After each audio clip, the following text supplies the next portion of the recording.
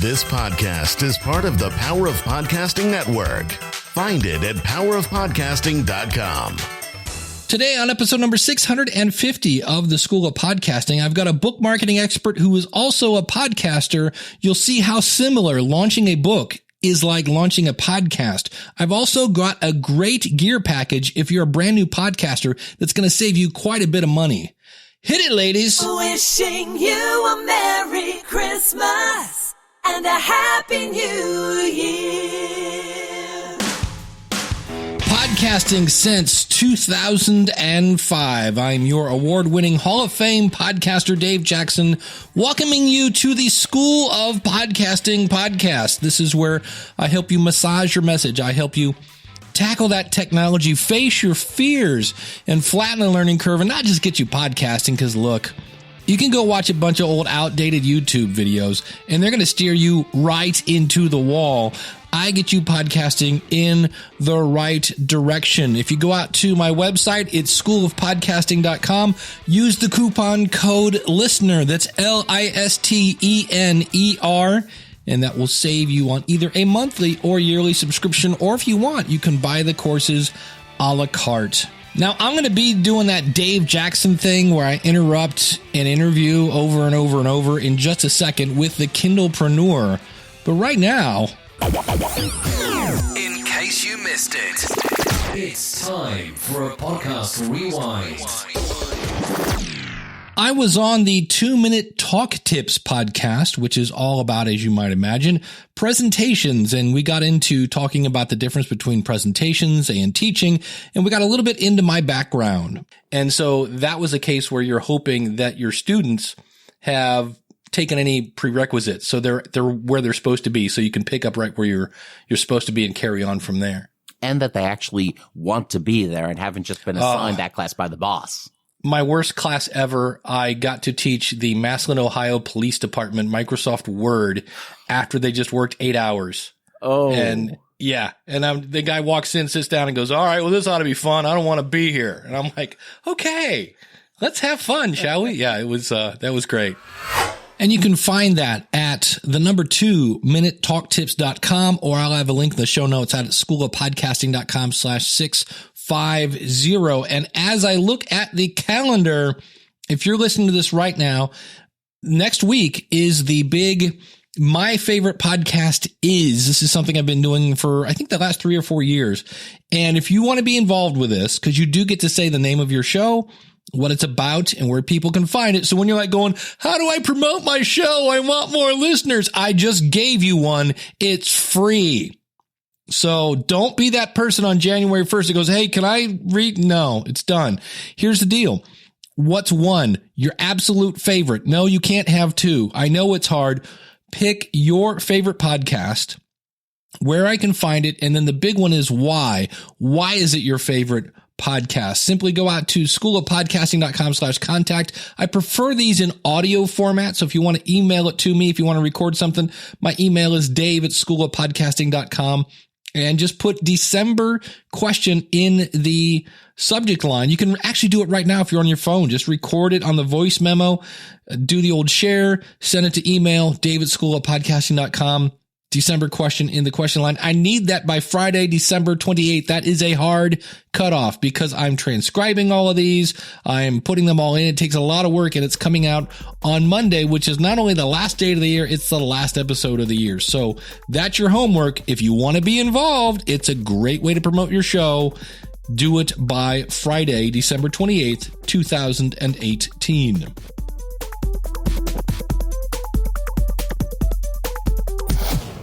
A couple quick things about our guest today. This is no surprise. How did I hear about this show? You guessed it. Word of mouth. Not new and noteworthy, not anything like that. Word of mouth. David Hooper of the Red Podcast and Big Podcast said, oh yeah, you should check this out. And I did. And I really like his format as Dave talks about a marketing strategy and then interview someone who is using that strategy. And then I went over, and of course, once I found an episode and it connected with me because, hey, I'm his target audience. It's the book marketing show, and I'm getting ready to launch a book.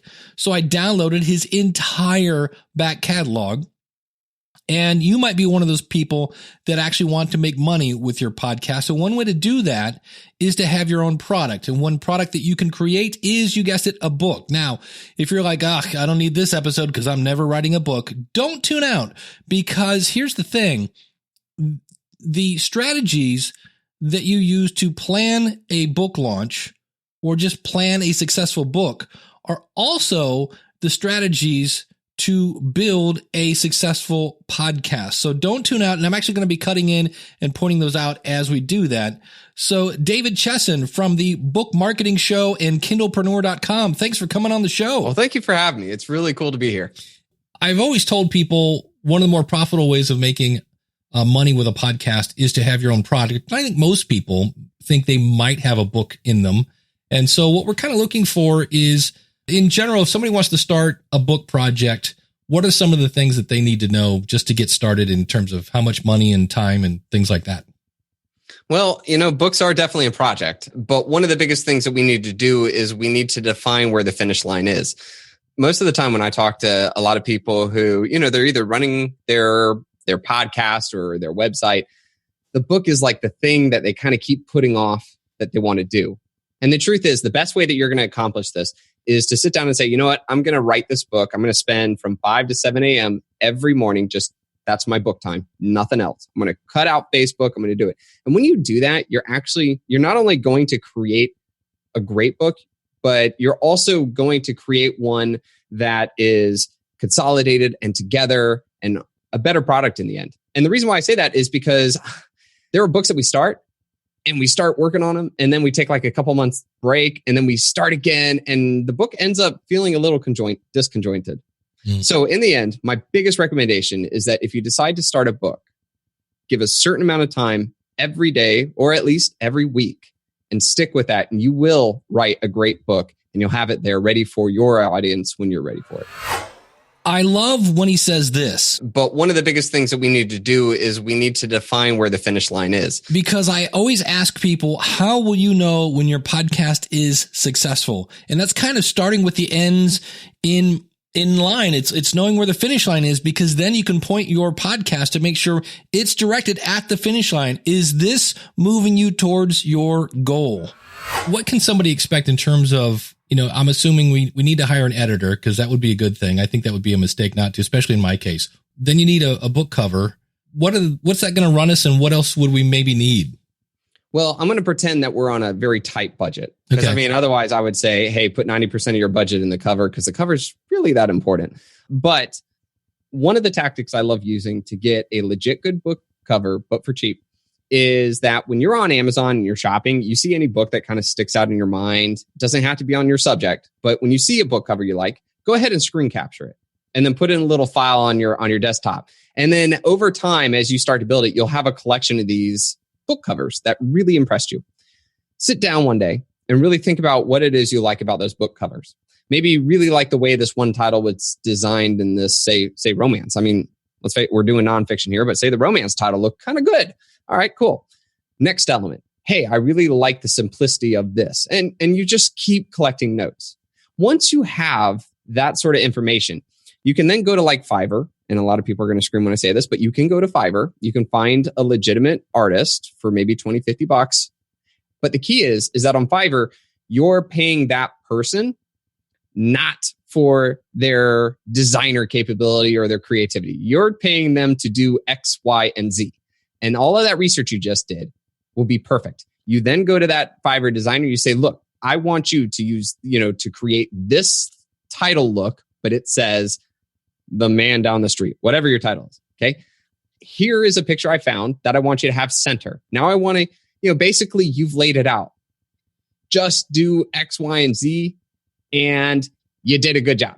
So that way you will get the cover you want. It will be much more professional, and it was cheaper. When we pay like thousands of dollars for a cover designer, we're basically handing them the money and being like, you know what, you're the bomb and you are the professional at this. Now you go do it. So that's one great way to be able to decrease your cost, but still not decrease your quality. So think about this. If you're a brand new podcaster, if you're launching a new podcast and you're getting ready to make your album artwork, this is a great suggestion. Go out and look at other people's album art, and that way you can give the designer of your artwork a really good picture. And also think about this with content. When you study what you really want, or in this case, if you study your audience to find out what they really want, when you give someone a clear picture, they create your artwork better. When you have a clear understanding of what your audience wants, you make that connection faster and stronger. Now, what about editors? Nothing will kill your authority or credibility than a book that is just riddled with mistakes and is disconjointed, okay? Where it sounds like you just sat down and you were just rolling off information. All right, you got to impress me, because if we're using this to our audience, there's nothing that's going to be worse than when they finally pay money, pay you for the book, and they get it and they invest the time to read what you have to say, and they're just not impressed. If you type into like Google book editors, our article should come up number 1 in Google, and there's a whole list of legitimate book editors there that focus on a certain niche or a certain genre, and go ahead and select them right there, kind of make it easier for you. With regards to formatting, I'm not going to lie, I'm pretty darn lazy. I hate formatting because it's kind of painful. You could get like software or all this other template stuff. Right. But I would just say go to Upwork. There's some great people that would be able to put together a book for you, for like $25. So right there, we got the 3 biggest things. And I would say that you could create a legitimate book in under maybe $500-$600. Be really attentive to some of the stuff that other people have created. Like, for example, if you do hire a book editor, make sure you get some references and go ahead and look at the Amazon sales page of the books they've edited. If you see reviews that say, oh, this editing sucks, or their grammar, or they're complaining, and believe me, if you got mistakes, they will complain. Then maybe leave that editor alone. Now, the other thing, I know with podcasting, a lot of people think if I can just get into iTunes, money will fall from heaven. And I'm sure there are many people that think if I can just get into Amazon, let's say, money will fall from heaven. So are there any kind of stats on like what the average book sells, or what can they expect? Well, with people who have a podcast, you've got something above normal book publishers, okay, self-publishers. You have an audience. You have people who are already listening to what you have to say because they either enjoy your content or they enjoy the subject matter that you are speaking about.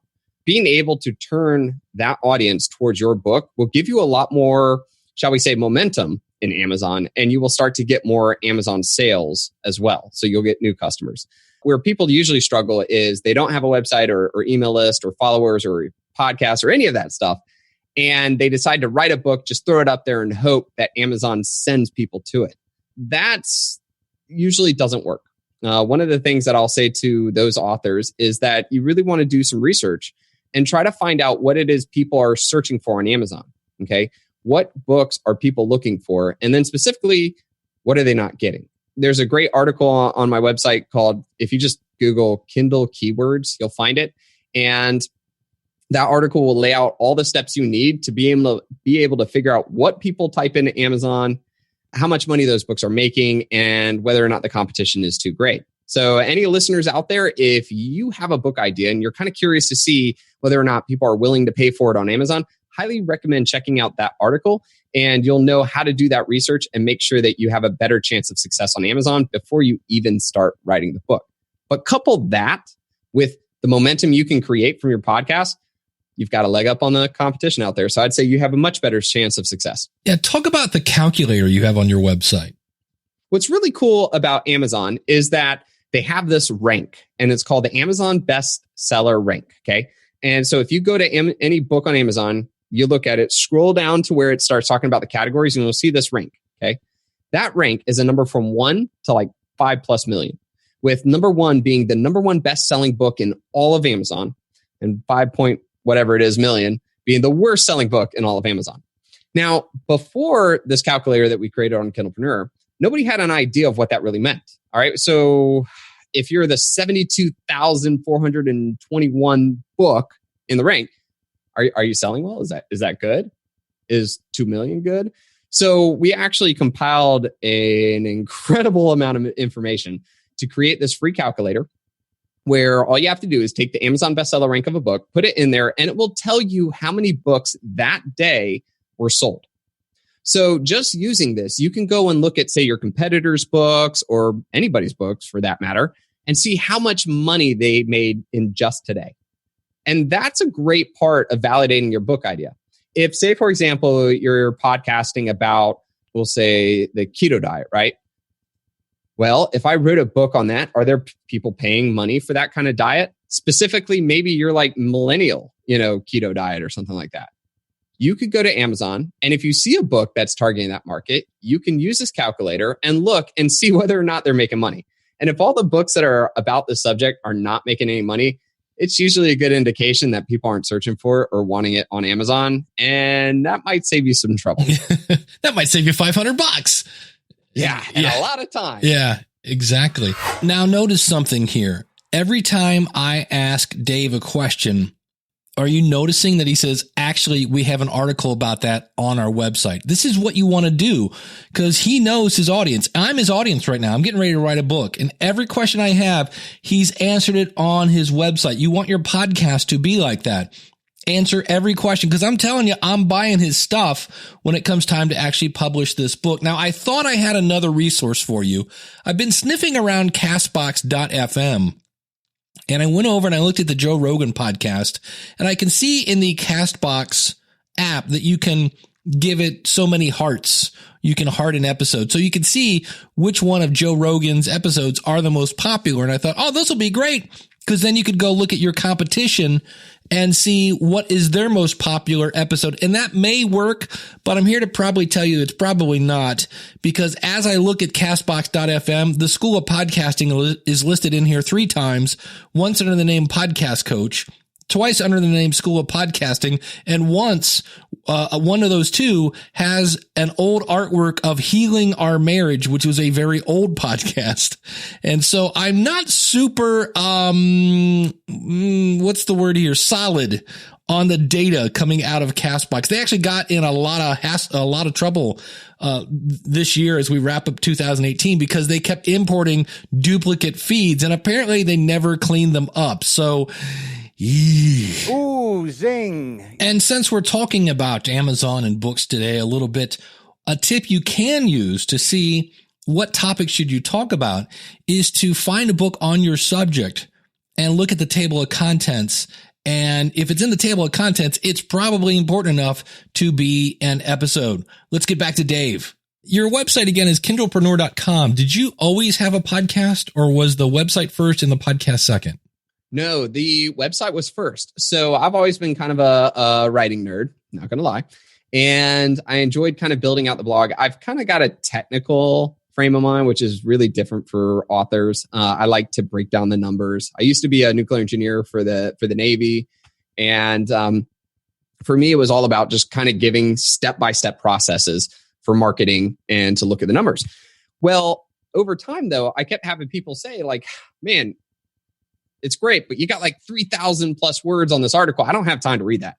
And that's when I was like, that's a really good point. Let's go ahead and create sort of the equivalent, but for a podcast. And so the Book Marketing Show podcast was created just for those traveling warriors that need to hear the information and learn, but they don't have the time to read it. Now, you have some really cool products over there. I'm definitely interested in the KDP Rocket and your Kindle Spy and all these other great things. Was there a significant or no difference going from just a blog to now a blog and a podcast? Like, did the podcast, do you think, increase your sales at all? Oh, I do. It was funny. I met with Spencer Hawes a couple of years. He's the creator of nichepursuits.com, and he created a software called Longtail Pro. Mm-hmm. And we were sitting there and talking about it. And he said, he was like, Dave, I don't really have the numbers to tell you, but I know for sure that my podcast totally sold more Longtail Pro. And he said, because it put a personality behind the product. Usually in the software world, and in his case, it was SEO, search engine optimization, and keywords. We're used to a world where there is no person in front of a software. Oh, you just go there and buy it and that's it. Like, we're the humans.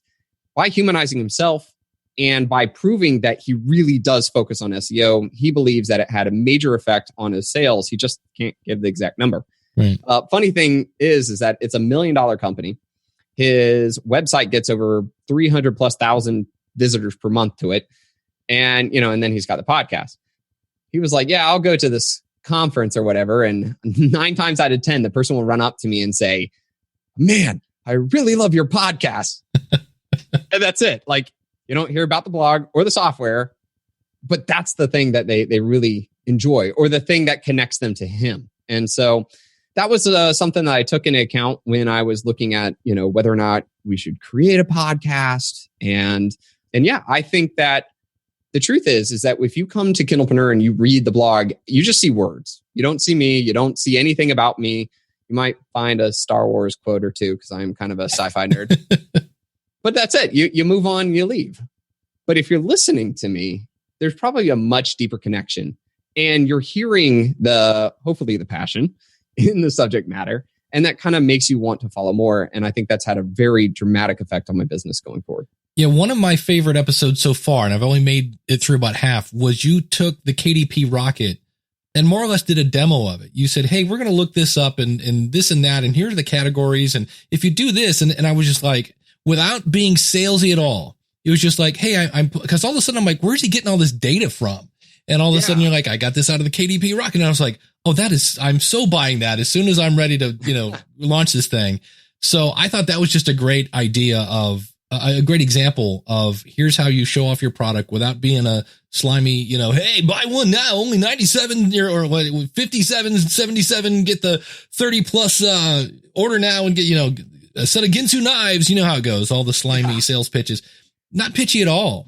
It definitely worked. And the big thing is that software is just software, but it doesn't become a tool until people really know how to use it. Say, for example, you own an In-N-Out burger joint, which, oh, Lord, I love In-N-Out. No business in the world would ever just say, plop, there it goes, right?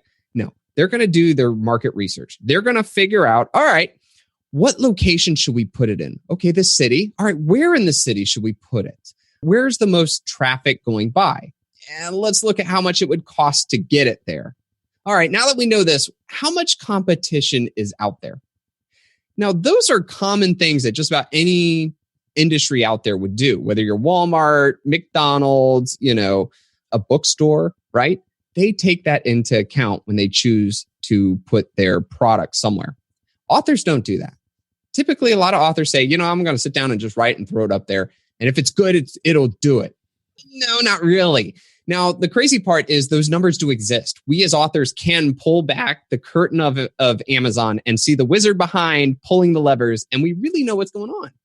So to talk about certain genres or to talk about how an author was able to use a certain thing in order to gain a benefit, the numbers come in. And that was one of the cool things about creating KDP Rocket was it allowed us to finally have the numbers so we don't have to guess. And yeah, it's just kind of a natural fit. If you're really going to talk about a marketing effort, how can you not use the numbers? Right. Absolutely. And yes, there are Apple charts for as accurate as they are and Stitcher charts. And there are charts over at Castbox and all these other ones, but you're not really sure what's going to resonate with your audience. And what I have, the thing I point everybody at, I love this book, is Will It Fly by Pat Flynn. If you're getting ready to launch a podcast, of course, I can help you with this. I've read the book multiple times. Check out the book, Will It Fly by Pat Flynn. Links in the show notes at schoolofpodcasting.com/650. Now let's get over to Dave and his free course. Yeah. So we created a course you can find at amscourse.com.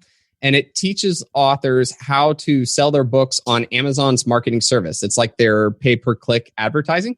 I love it because for the first time, we get to sell our books in a place where people have already decided they want to buy a book. I'm not trying to convince people to stop looking at cat pictures and come over and check out my book. They're there trying to figure out what their next fix. And I get to get my book right there in front of them. The cool thing is we were able to make this free because we created an AMS keyword feature on KDP Rocket. So the more educated people are on it, the more the software becomes more of a tool. See? And so Granted, you can take that course and never use KDP Rocket. We show people how to do it manually. But if you're going to do it, let's do it more effectively and efficiently. And so it was really awesome to be able to create, and it was a long course. It's really detailed, and we really wanted to go full tilt on it. But again, like I said, software is software until they know how to use it. Then it becomes a tool. So let's help. Now, if you're looking for a free course for starting a podcast, might I recommend going to schoolofpodcasting.com/baby steps.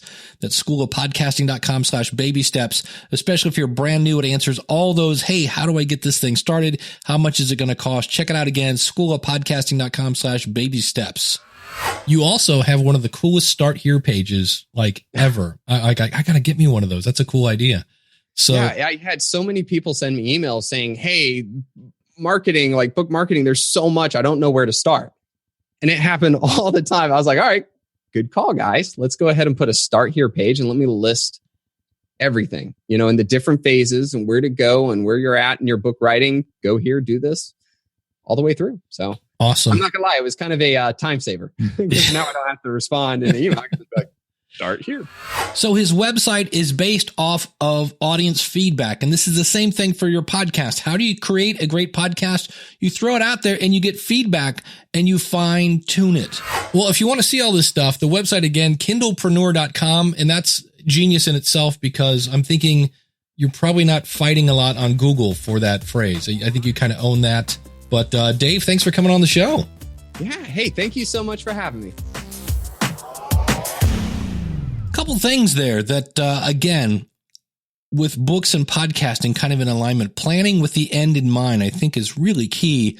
Some people get really excited about podcasting. They start a podcast and they can't even explain why. That's a really bad idea. Great way to waste some time and money. I can definitely help you with that. Giving a clear picture to your designer. I thought that was a great tip, both for a book cover and for podcast artwork. For a podcast, you could go out to Apple iTunes, look at all the different artwork, and the ones you like, take screenshots of that. And also, an editor stops you from looking stupid. That's my words, not his. But if somebody said, what's the biggest area that grew in 2018 for podcasting? I would say podcast editors. Everybody and their brother is either a podcast editor or a podcast consultant. But realize at the School of Podcasting, I show you how to edit your own stuff if you don't have the budget to outsource that. And then also we heard how his podcast helps him grow his community and help build his brand and boost sales. Now, I also talked a lot about his website. It is really nice looking. And so I dug into it. He's using a thing called the Beaver Builder. It's about $200 a year. And then after the first year, it is basically about $120 a year. And it's very similar to Elegant Themes Deve, except Deve is $90 a year. If you just get the Deve theme, there are other options out of Elegant Themes. You can actually buy a lifetime subscription to Deve, I think for $230. But it's a great example of how he has, especially if you go in and click on an episode, everything is laid out super nice and super slick, and it really makes me go, I need to redesign my website. It really is pretty cool looking. And I'll have links to everything out there, along with the things he mentioned, whether it's Beaver Builder or Longtail Pro or his AMS course. Everything else is out at schoolofpodcasting.com/650. We're going to talk a little gear here. If you are planning on starting a podcast in January, well, first things first, I hate to be the bearer of bad news, but Apple is on vacation or on holiday from December 21st, 2018 to January 2nd, 2019. So if you plan on launching on January 1st, well, you lose. Good day, sir. Sorry about that. And, but the good news is, let's think about this. Podcasting's been around since 2004. So as I record this in 2018, the podcast world, or the world in general, has waited 14 years for your podcast. So I think they can wait another month. So if you're kind of like, I don't know, man, I can't take it anymore. Yeah, it's okay. And that gives you plenty of time to still list it to all the other places like Google Podcast and Stitcher and TuneIn and Spotify and all these other places. And I'll have a link out in the show notes at schoolofpodcasting.com/650. I've got an episode on the ultimate launch strategy. But we're talking gear here, and this is great for the person, really for anybody. But if you're a person that's planning on starting a podcast in 2018, I've got a package. And normally I'm not a big fan of packages because it's like, hey, here's one thing that's really cool combined with some other stuff that's, yeah, exactly. So it's called the Samson Q2U Podcast Pack is what I'm calling it. And the Samson Q2U is very similar to the Audio-Technica ATR 2100. It's usually a little cheaper, but the Audio-Technica ATR 2100 has a lifetime warranty. But hey, if you're not bashing this thing against the wall, it should work fine. I actually like the fact that it has the volume knob of the of your headphones, which you plug into the microphone on the top of the microphone. I actually like that a little better. And I've actually heard that this microphone is actually just a tad louder than the ATR 2100. Well, here's what all this stuff, if you bought it separately, the Samson Q2U microphone would be $59. The boom arm, this is one of the things you clamp on your desk. I love mine because it's like when I want to podcast, I pull it down. When I'm done, it gets out of my face. The boom arm is $54. The headphones are $35. The windscreen is $3. The pop filter is $10. And that's all included in this. And when I'm talking about a boom arm, I'm not talking about one of those cheapo $15 ones. This is like a legit boom arm. And if you bought all that stuff together, it would be $161. Well, this package goes for $105. So you're saving $56. So if you're looking to start in, I recommend this package really at this point until something better comes along. Like, here's a great place to start. And it has a few things that you don't need, like the little baby mic stand. You don't need that, but it actually comes with a mic cable as well and a USB cable. I already mentioned the pop filter, the headphones. It really looks like a great place to start. The other thing I wanted to mention is I mentioned in the past about a Rode Procaster. This is this really cool all-in-one package that's coming out. It's like a mixer and a recorder all in one. And I contacted the company. They asked for my address, and I've done this a few times. All signs pointed that they were shipping me one. And all of a sudden I saw all these people online making review videos, which is what I'd planned on doing, except, hey, mine never showed up. And so when I emailed the company to go, can I get a tracking number or something? Did we get our signals crossed? I got the old, hey, we're out of the office till January 2nd. So I'm not saying mine isn't going to show up ever. It might. It's just not showing up anytime soon. But that's all right. I'm working on a plan B because a friend of mine who lives in Ohio is getting one. And if all else fails, I'll just drive over and hang out with Jim Harold. You might know him. Check out jimharold.com. He talks about spooky stuff all the time. So I might do that. The other thing I should mention is if you go out to school@podcasting.com, I do have a gear page, and I had apparently temporarily lost my Amazon associate status, and that has now been rescinded. I've basically signed back up, in case you're wondering. And if you go out to that now, especially if you're on Prime, those are links that are now affiliate links. So I did want to, we're going to call it quits at this, because here's the fun thing. Santa brought me a new computer because I'm going to be doing a whole bunch of new videos for the School of Podcasting. And the computer I have right now is about 7 years old, and it's a dog. And so just for giggles, I've already installed Adobe Audition, Hindenburg Journalist Pro, Evernote, Chrome, Firefox, and Camtasia on the new computer. I still have to install Audacity, MP3 tag, Skype, Zoom, iTunes, a cool tool called Droplr that I use for tech support, Izotope, Media Info, which is a great little tool that lets me see what's going on inside a media file, Backblaze, which is who I use for backing up my computer, MP3 Skype recorder, which I use as my backup of my backup of my backup when I go to record things, Reflector 3, which is what I use to make screen capture videos of my phone, Rescue Time, which is a cool tool that lets me know, hey, you're spending too much time on YouTube, Revisit, which I don't think I need anymore. I used to need that to watch old podcast movement tutorials, and I think they moved to a different platform. Sony SoundForge, which is what I use to edit my ums and knows out. Spotify, because I got to have my jams. Title Analyzer, which is a tool I use to analyze my podcast titles. Auphonic, and Fresh Title, which is another package I use to analyze headlines. And if you want to know more about headlines, go out to schoolofpodcasting.com/headlines. And I've got a whole free PDF resource on that, on all these other places where you can learn about headlines. And you actually you get to see me demo the two tools I just mentioned. And I hope you have a great holiday, whatever you celebrate. I'm a big fan of Christmas, but I always like to say Happy Kwanzaa Masaka. I think that gets all of us involved. And I will see you next week. Don't forget, I really, really, really need these in by the 28th. Your What's My One Favorite Podcast? Where is it and why is it your favorite? Then tell me, what is your podcast? What is it about and where can I find it? Please don't make me go find your website, because I've got a lot of these coming in. It's going to be a great, great episode. I love this every year. It's one of my favorite things. It's just extremely time consuming. And so if I can get that in by Friday, that gives me Saturday and all day Sunday to create this episode. So that's coming out next week. Enjoy your holiday, and I will see you next week as we wrap up 2018.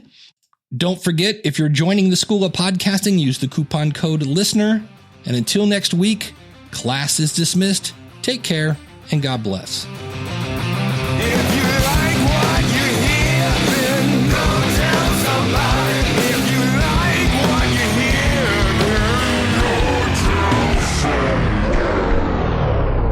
Talk about that in 2019. How do you know geez, Louise. We have the Kindlepreneur, and you'll be amazed at how much you can learn from a book expert that applies to being a, and also, I recorded this months ago before I was using Squadcast. If you're going, why does it sound kind of smushed and that's why.